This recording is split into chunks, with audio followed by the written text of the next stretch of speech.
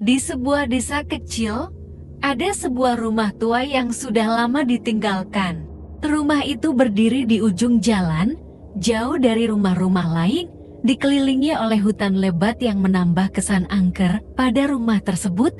Warga desa seringkali menghindari rumah itu karena banyak cerita seram yang beredar tentangnya. Suatu hari, seorang pemuda bernama Arif yang baru saja pindah ke desa itu tertarik untuk mengetahui lebih banyak tentang rumah tersebut. Dia mendengar banyak cerita dari tetangga-tetangganya, seperti suara aneh di malam hari dan bayangan misterius yang terlihat di jendela. Namun, Arif tidak percaya pada hal-hal gaib dan memutuskan untuk membuktikan bahwa semua itu hanyalah mitos. Pada malam yang gelap dan berkabut, Arif memberanikan diri untuk mengunjungi rumah tua itu.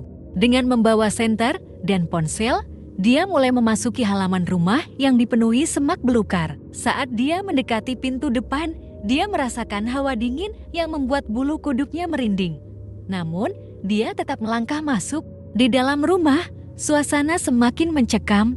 Lantai kayu yang tua berderit di setiap langkahnya, dan dinding-dinding yang ditutupi lumut menambah kesan seram.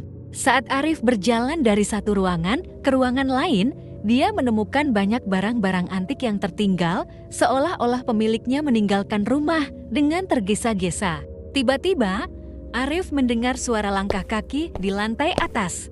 Jantungnya berdegup kencang, tapi dia mencoba untuk tetap tenang dan memutuskan untuk naik ke lantai 2. Dengan hati-hati, dia menaiki tangga yang berderit. Di lantai 2, dia melihat sebuah kamar dengan pintu yang sedikit terbuka.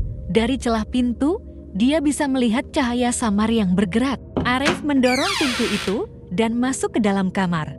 Dia terkejut melihat seorang wanita tua duduk di kursi goyang, menatap jendela dengan tatapan kosong. Rambutnya panjang dan beruban, dan kulitnya pucat seperti tidak pernah terkena sinar matahari. Arif merasa ada yang aneh, tapi dia memberanikan diri untuk bertanya.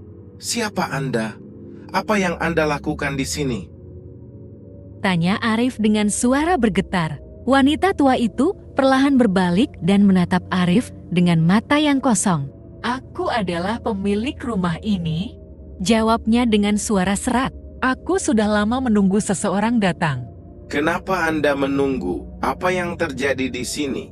Rumah ini menyimpan rahasia besar. Di bawah lantai ruang tamu, ada peti tua yang berisi harta karun keluarga kami. Namun, siapapun yang mencoba mengambilnya akan terkutuk. Arif merasa terkejut dan penasaran. Dia memutuskan untuk mencari peti tersebut. Dengan cepat dia turun ke lantai bawah dan mulai mencari di ruang tamu. Di salah satu sudut, dia menemukan papan lantai yang longgar.